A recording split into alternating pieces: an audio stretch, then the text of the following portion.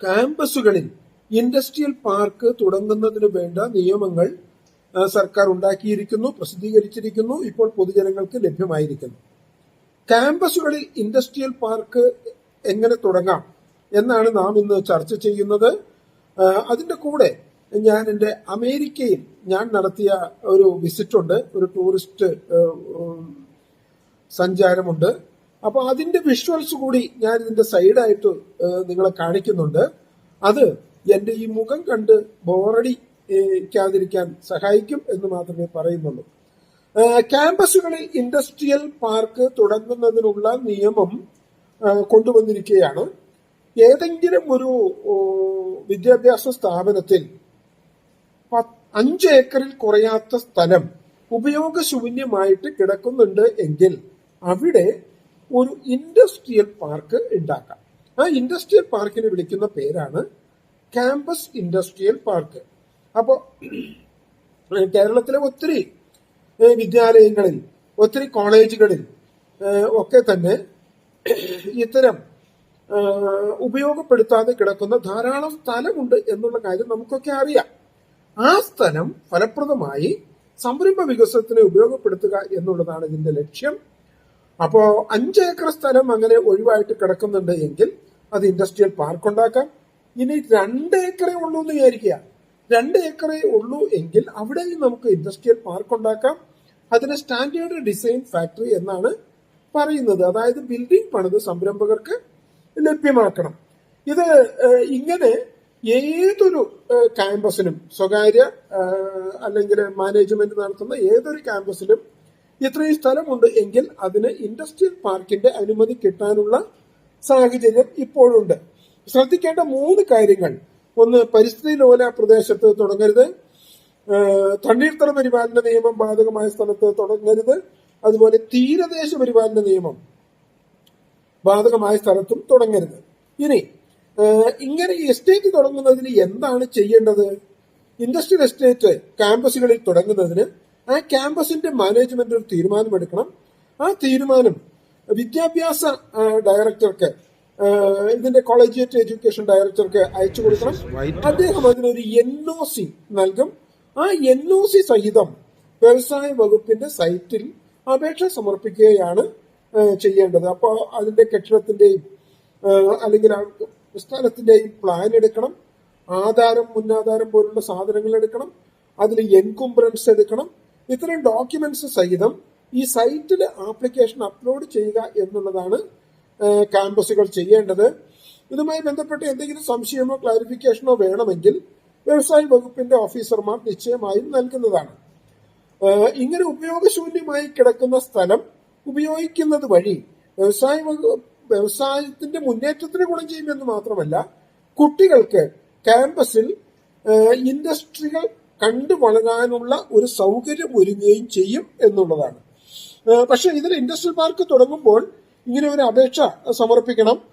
പക്ഷെ അവിടെ അടിസ്ഥാന സൗകര്യമായിട്ടുള്ള റോഡ്, വെള്ളം, സീവേജ്, മാലിന്യ നിയന്ത്രണം, കമ്മ്യൂണിക്കേഷൻ നെറ്റ്വർക്ക് എന്നിവയെല്ലാം ഈ സ്ഥാപനം തന്നെ ഏർപ്പാടാക്കണം. 2 വർഷം കൊണ്ട് പദ്ധതി കമ്മീഷൻ ചെയ്യണം. കഴിഞ്ഞില്ല എങ്കിൽ കാലാവധി നീട്ടുന്നതിന് പ്രത്യേകമായിട്ടുള്ള അപേക്ഷ കൊടുക്കണം എന്നൊക്കെയാണ് ഇതിൽ പറയുന്നത്.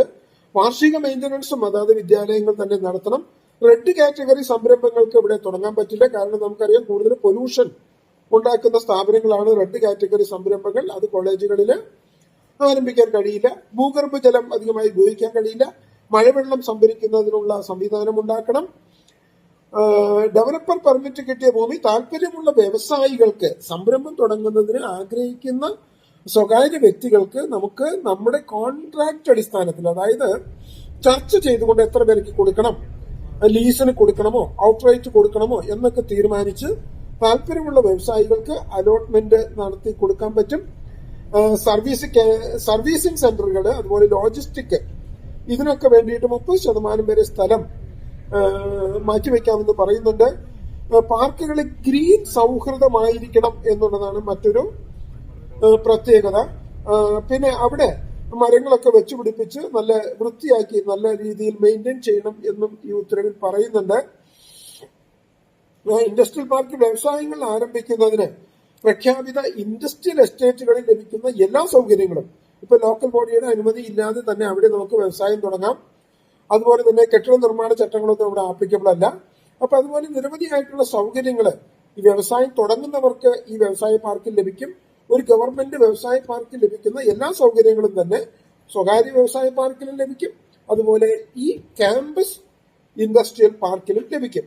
ഇങ്ങനെ ഒരു ക്യാമ്പസ് ഇൻഡസ്ട്രിയൽ പാർക്ക് തുടങ്ങുകയാണ് എങ്കിൽ അവർക്ക് സർക്കാരിൽ നിന്നും ചില ഗ്രാന്റ് ആനുകൂല്യങ്ങളും കിട്ടും.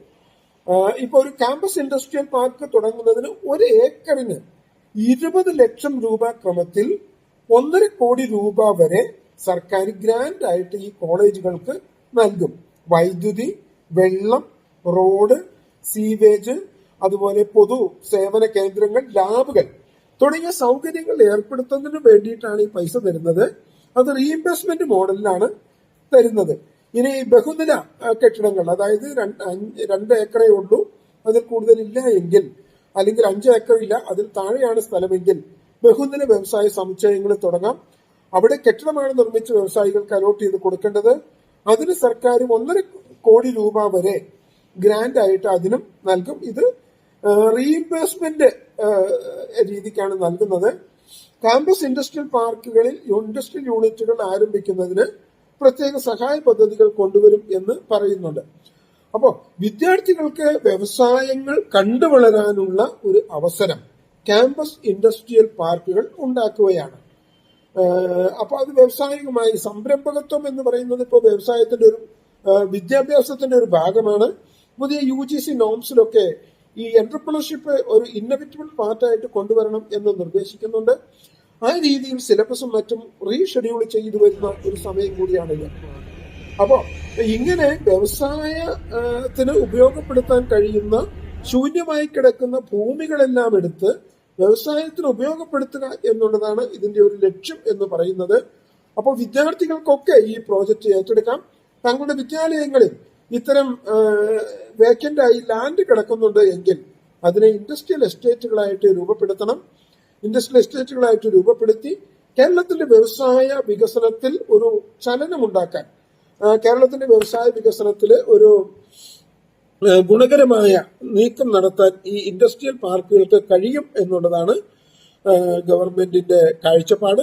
വ്യവസായ വികസനത്തിന് ക്യാമ്പസുകളിൽ തരിശായി കിടക്കുന്ന ഭൂമി ഫലപ്രദമായി ഉപയോഗപ്പെടുത്തുക എന്നുള്ളതാണ് ക്യാമ്പസ് ഇൻഡസ്ട്രിയൽ പാർക്കുകൾ എന്നതുകൊണ്ട് ഉദ്ദേശിക്കുന്നത്. എല്ലാ സംരംഭ സുഹൃത്തുക്കൾക്കും ഒരിക്കൽ കൂടി നന്ദി, നമസ്കാരം.